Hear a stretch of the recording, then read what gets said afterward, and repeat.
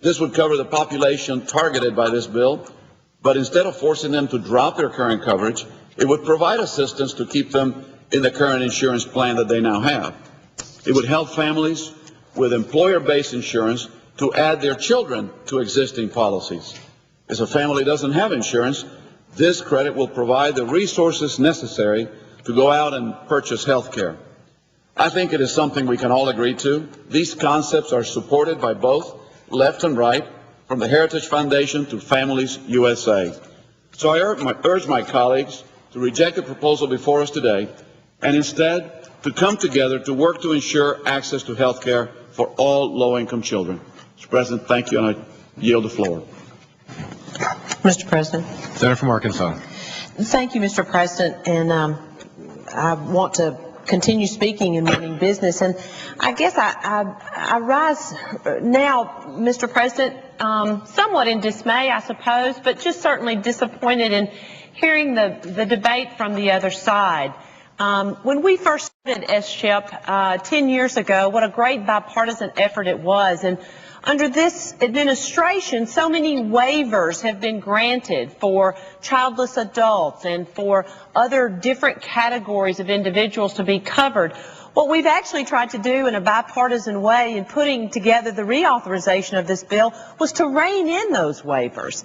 I heard my colleague and friend from New Hampshire, who he and I have talked often about our own children, you know, to hear him say that we're going to cover illegal immigrants. We're not only not going to cover illegal immigrants in this bill, we don't cover those that have stood in line and gone through the proper processes to come here as legal residents until there has been certain proof of how long they have been here and the contributions they have made. So I just have great confusion about this effort to play this reauthorization as something that's expanding.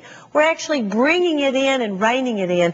And I just have to say, Mr. President, in listening to my colleagues talk about covering 200% of poverty, I hope the American people understand when we talk about 200% of poverty. My colleague from New Hampshire talked about it as if it was a lot of money.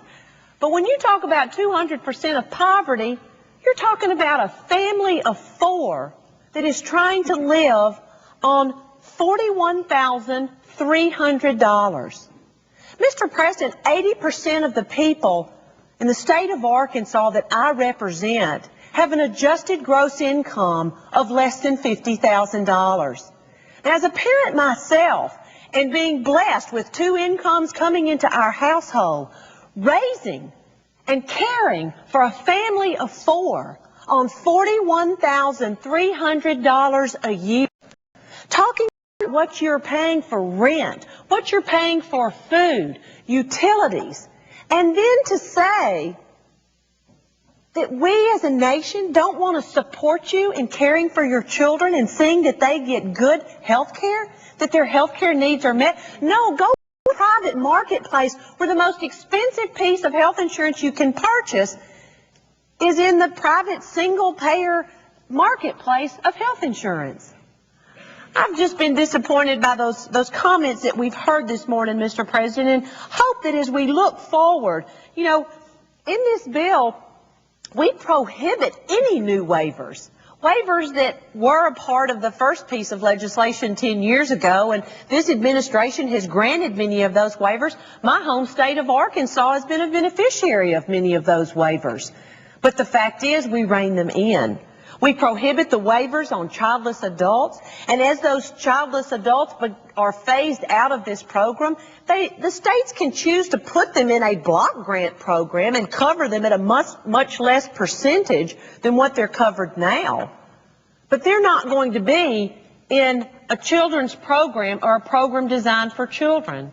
So I hope our colleagues will look at all of the hard work and effort that has been put into this bill to rein in much of the excess that came through those waivers from this administration, and we'll look at how we have focused on bringing about compromise and making sure that we focus on the hard-working families that make up the fabric of this great nation and who do need the help and the support of all of us in making sure that their children get the most basic of needs in health